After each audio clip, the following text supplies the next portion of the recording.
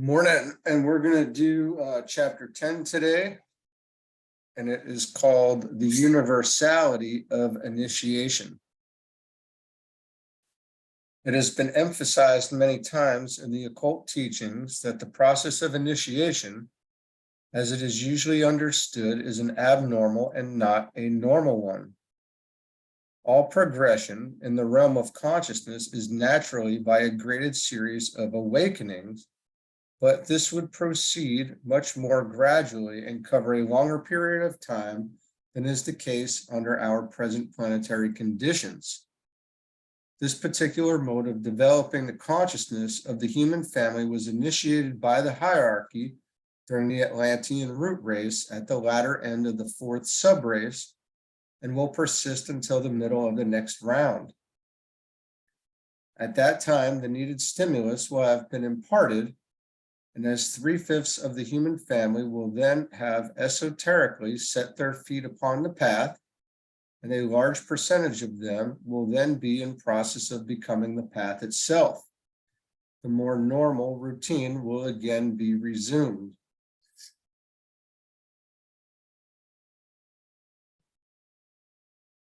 And I would assume that there are energies at play that are allowing for this as well.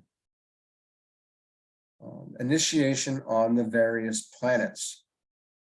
The process of stimulation of the human egos by means of graded instructions and the application of the dynamic electrical force of the rod is employed on 3 of the planets of our system at this time. It is instituted during every 4th round, and it's okay. So this is interesting. Now we're talking. And its peculiar interest lies in the fact that the emphasis for the 4th creative hierarchy in every 4th chain and globe during the 4th round is laid upon the 4th initiation, that of the crucifixion. The 4th creative hierarchy is the great expression of the conscious will and sacrifice of the solar logos and the great symbol of the intelligent union of spirit and matter. Hence the 4th initiation, with its presentation of these cosmic truths and its epitomizing of the purpose of this fundamental sacrifice, has a preeminent place. The student needs to remind himself that the other planetary schemes, though fundamentally the same as the 4th scheme, yet have their profound differences in manifestation due to the varying characteristics and the individual karma of the incarnating planetary logos or ray. These differences affect the initiatory process, both in its ceremonial and altruistic aspects, B, the application of the rod for the type of force which it embodies when brought into conjunction with the differentiated force of the planetary type produces results of varying nature and degree. C, the seasons of initiation. The egos and incarnation on any planet will, according to ray type, be easily stimulated or not, as the case may be, according to astrological conditions, and this will produce shorter or more protracted periods of development prior to or between each initiation. And then D, the electrical phenomena produced on the higher planes as more and more the human units esoterically blaze forth. It must be remembered that the entire solar system, with all that is included therein, is expressing itself in terms of light, and that the process of initiation might therefore be regarded as one in which the different points of light or human sparks are stimulated, their radiance and temperature increased, and the sphere of influence of each light extended in radius. So now, we're kind of getting a picture for what is happening in the process of initiation. The 3 planetary schemes wherein the great experiment of initiation is being tried are the Earth, Venus, and one other. Venus was the first sphere of experiment, and the success of the endeavor and the force generated was the cause of a similar effort being made on our planet. No planet increases its store of force and consequently its sphere of influence without incurring obligations and affecting other schemes. The interchange of force and energy between these two planets, Earth and Venus, is continuous. A similar process has but lately been instituted on another planetary scheme, and when in the next round our Earth attains a point in evolution analogous to that of the Venusian scheme, at the time its influence was felt by us, then we shall aid in the stimulation of still another group of planetary egos. We shall assist in the institution of a similar procedure among the sons of men in another scheme. So this is a constant, continuous process of transformation, transmutation, service, sacrifice.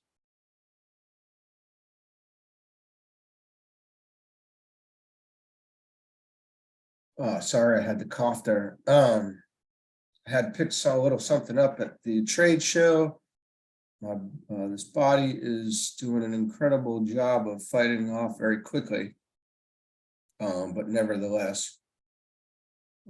So we're talking about,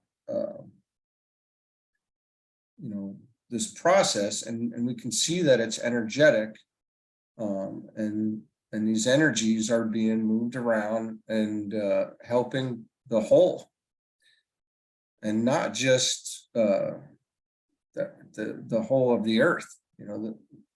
That seems to be what part we're playing, but potentially, but the whole is affected by all of this. It is just one, all the time.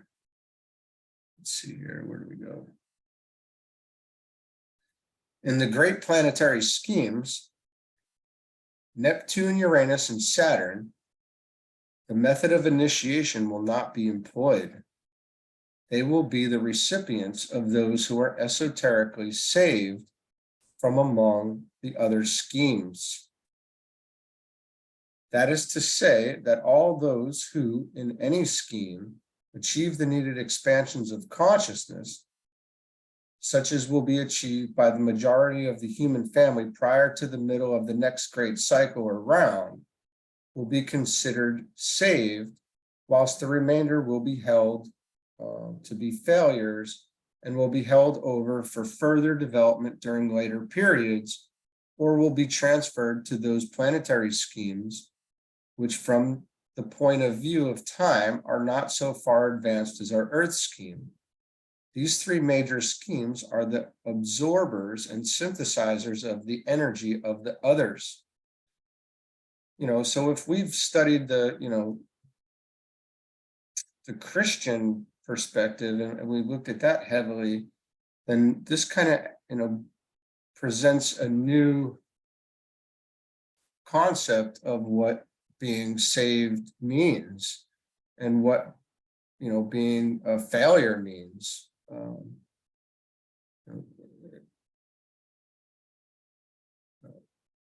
This is very deep. The remainder will be held to be failures, will be held over for further development during later periods. So there is no lake of fire. Okay, this is not a thing. They will be held over for further development during later periods.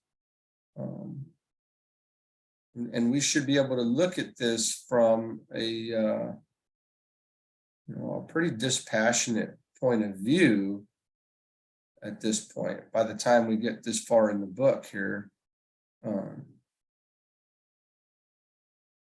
The goal is to get to this point during this period, and some will want to move faster, as I've been told. Some want to move faster, and others are more comfortable taking their time. This is more of an individual thing, and goes so deep. I really, we couldn't make sense of it here in just a couple sentences. It's just too much.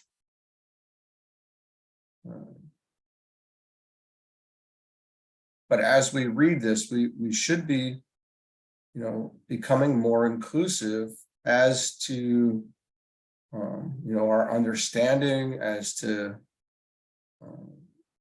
seeing things in a much broader scope at this point. Now we know that Neptune, Uranus, and Saturn will be the recipients of those who are esoterically saved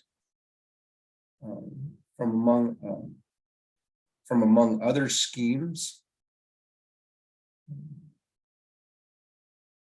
That is to say that all those who in any scheme achieve the needed expansions of consciousness, and this will be achieved by the majority of the human family prior to the middle of the next great cycle or round. So we're working to get out of here on time, to beat, essentially beat the cycle. I don't say beat the cycle, but stay in line or meet the grade to continue the development and not delay ourselves any longer than necessary, and so we can move on to greater work. It's very, very beautiful stuff. Initiation and the Devas. The question may be asked whether the Devas undergo initiation, and we might deal briefly with the point here. Devas also being what we call angels, the painters. Initiation has to do with the conscious development of the self and concerns the wisdom aspect of the one self. It presupposes the development of the intelligence principle and involves the apprehension by the human unit of purpose and of will, and his intelligent participation therein through love and service.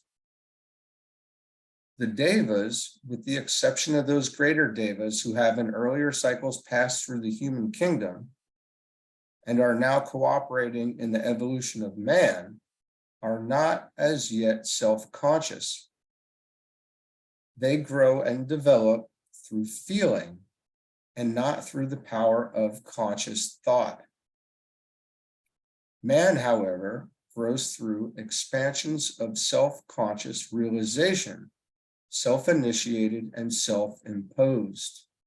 And this whole process is said to be self-imposed. And we prepare ourselves and we put it on ourselves. We set the tests up for ourselves. And it's on us to complete it as well. So the whole thing is self-imposed. It is the line of aspiration and of conscious endeavor, and is the most difficult line of development in the solar system. Now we're talking about our development, for it follows not along the line of least resistance, but seeks to initiate and impose a higher rhythm. The Devas follow the line of least resistance and seek to appropriate and experience in fullest tide of feeling and sentiency the vibration of things as they are.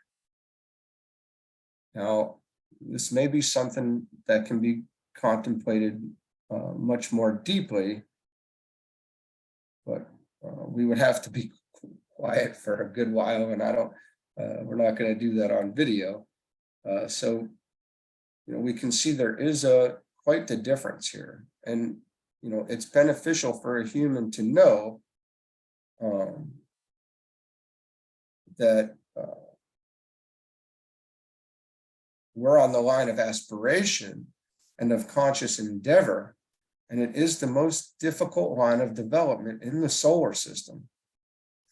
So, much strength, it's implied that much strength is required in doing this, and we can assume many difficult circumstances would have to be overcome.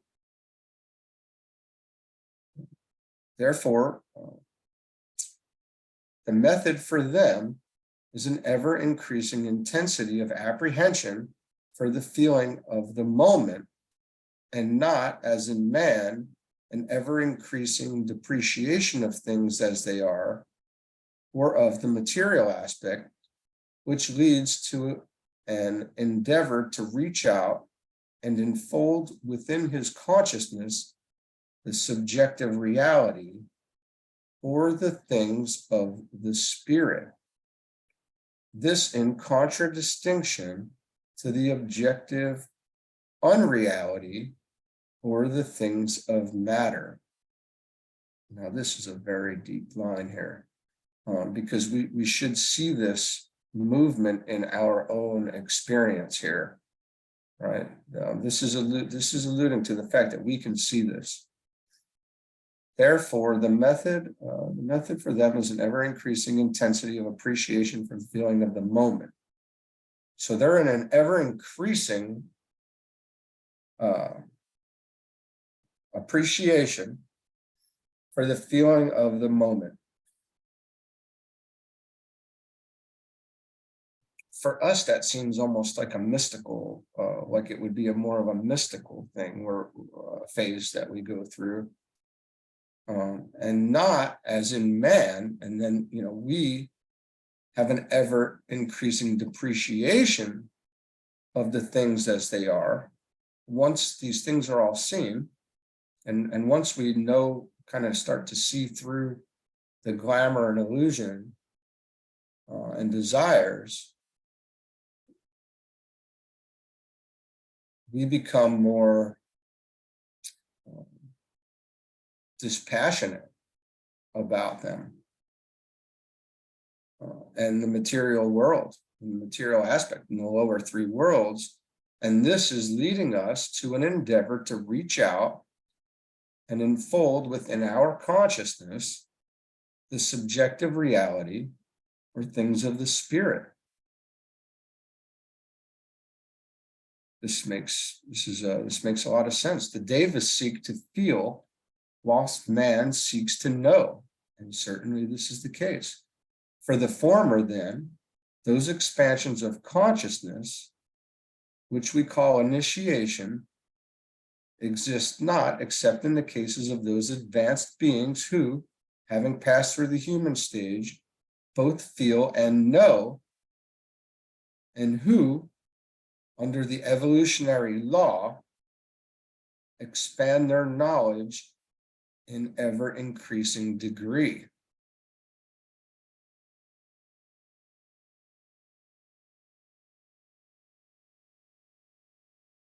Very interesting. All that can be done here in dealing with this profound subject is to enumerate briefly some of the cosmic influences which definitely affect our Earth and produce results in the consciousness of men everywhere, in which, during the process of initiation, bring about certain specific phenomena. So now we're getting into cosmic influences and solar initiations. First and foremost is the energy or force emanating from the sun Sirius. If it might be so expressed, the energy of thought or mind force in its totality reaches the solar system from a distant cosmic center via Sirius. It reaches the solar system from a distant cosmic center through via Sirius. Sirius acts as the transmitter or the focalizing center whence emanate those influences which produce self-consciousness in man.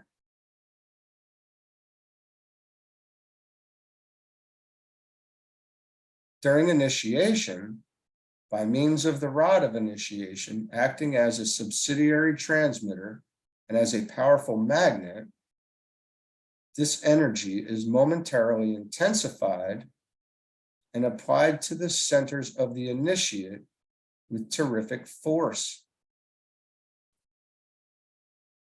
Were it not that the Hierophant and the two sponsors of the initiate pass it primarily through their bodies, it would be more than he could stand.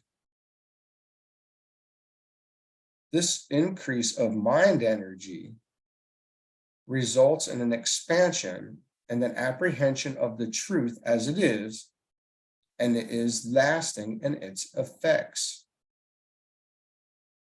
It is felt primarily in the throat center, the great organ of creation through sound.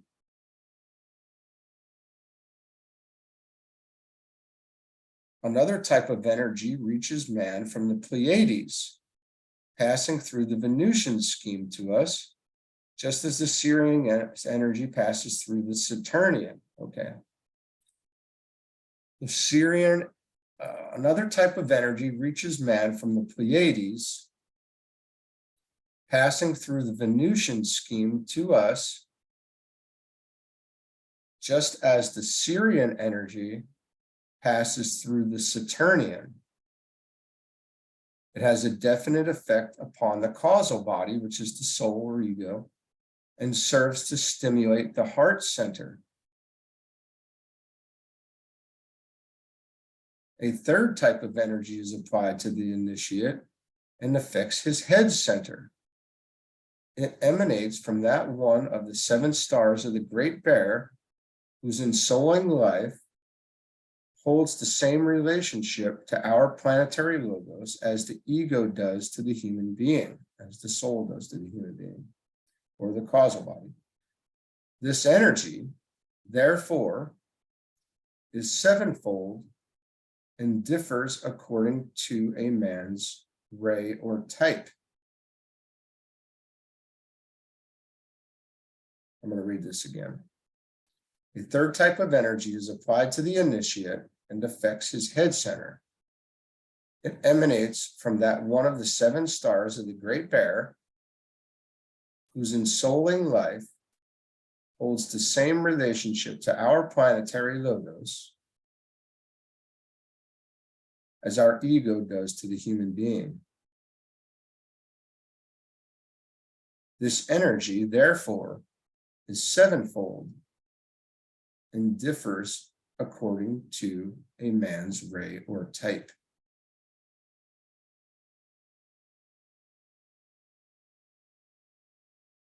It is not possible here to state the order of the application of these varying types of energy, nor to give the initiation during which the man contacts the different types. These facts involve the secrets of the mysteries, and no purpose is served by revealing them. Other types of force from certain of the planetary schemes, as well as from cosmic centers, are brought into play by the initiator and transmitted through the medium of the rod to the various centers in the initiate's 3 vehicles: the mental, astral, and the etheric centers. All right, I want to read that again. This is telling us so much about how energy works. Other types of force from certain of the planetary schemes, as well as from the cosmic centers, are brought into play by the initiator and transmitted through the medium of the rod to the various centers in the initiate's 3 vehicles: the mental, astral, and etheric centers. At the 4th initiation, a specialized type of force from a center, which must remain nameless, is applied to a man's causal body and is one of the causes of its final disintegration.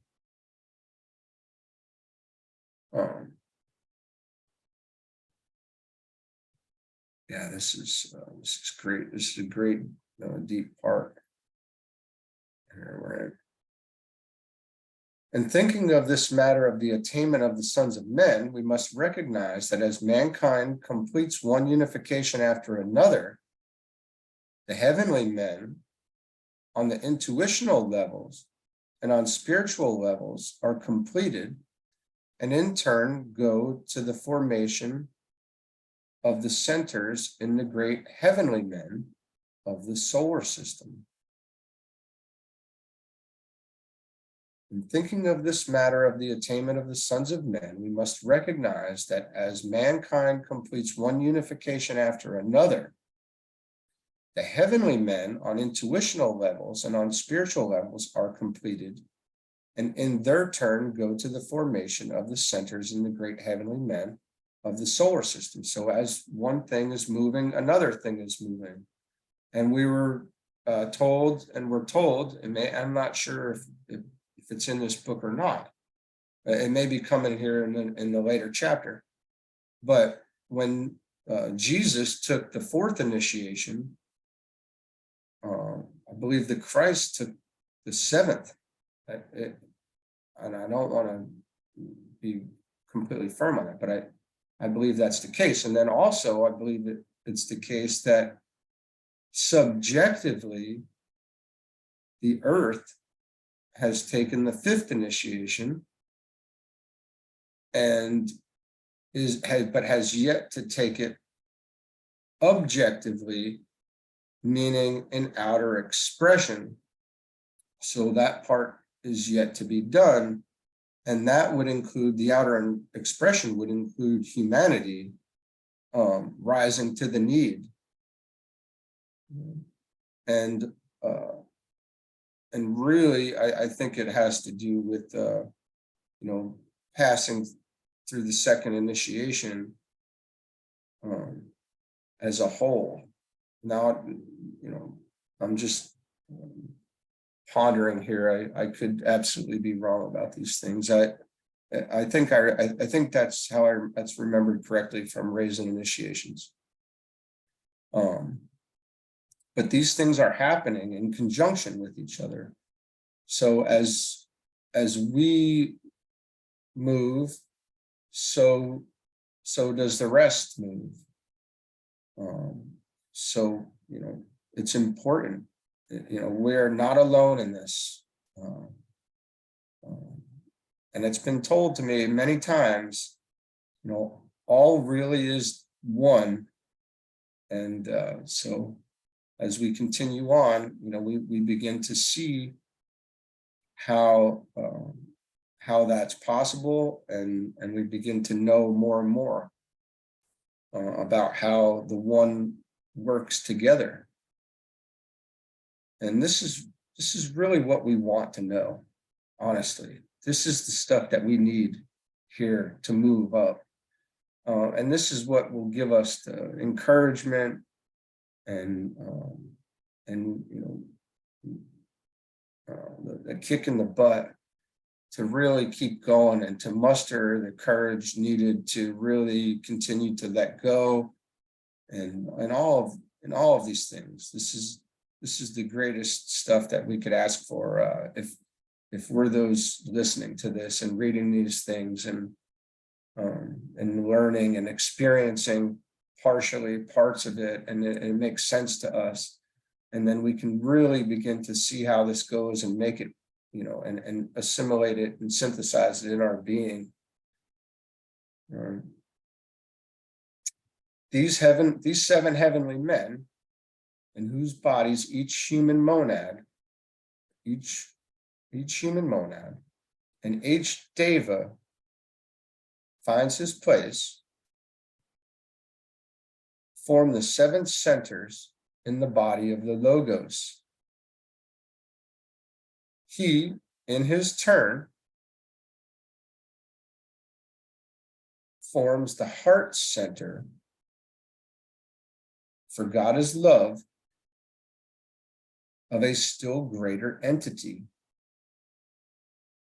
And it said, we are on the physical plane of this thing.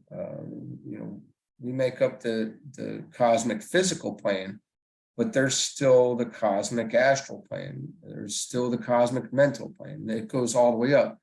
There's 7 more levels, and then we don't know beyond that. But like I've said before, this is a never-ending journey that we're on, all happening in the eternal now. And we can get very comfortable in this, and really embrace, how this is going, and let go of, as we're reading these things. I want to say, as we're reading them, there's this transmutation, there's this transformation taking place where we're literally moving further away from, the things of the material world, and we're moving higher.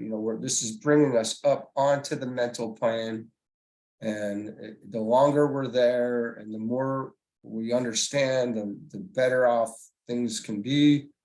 And once we're these things, we don't need to worry about it anymore.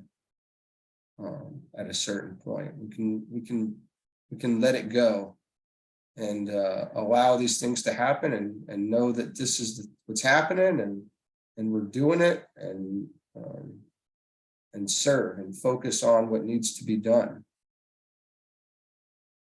The consummation of all for this solar system will be when the Logos takes his 5th initiation. When all the sons of men attain the 5th initiation, he achieves. This is a great mystery and incomprehensible to us. Okay, so we said earlier that the Logos,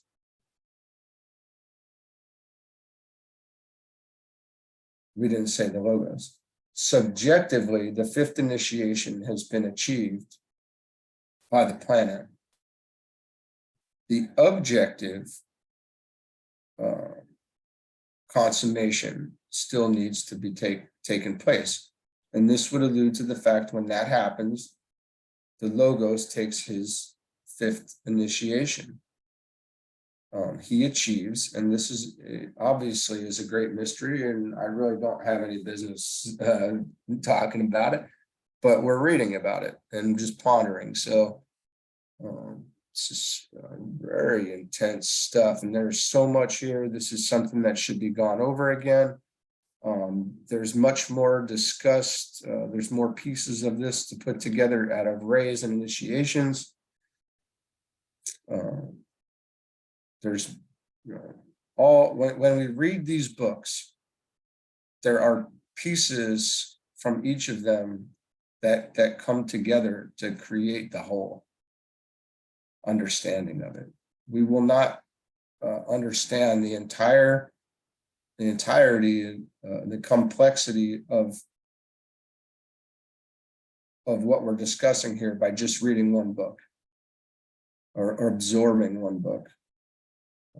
We continue to go on, and we absorb the material from the other books, and then we'll get something, and another little piece will come together. And then we'll read from the other books as we understand a treatise on white magic and the human condition. And we study maybe esoteric psychology 1 and 2. We really get the picture for the human condition and how this is functioning. And then by understanding this, then we can really begin to see even a more clear picture about how the macrocosm is working. So this is the law of correspondence is always really coming into play for us.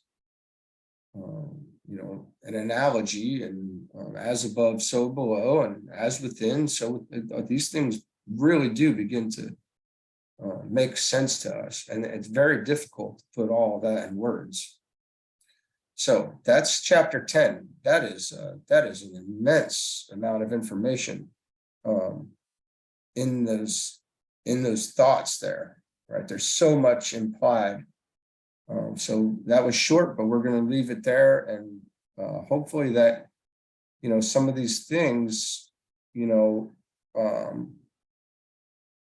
invoke response we're invoking a response to this right now. This is what we're doing by listening and reading this.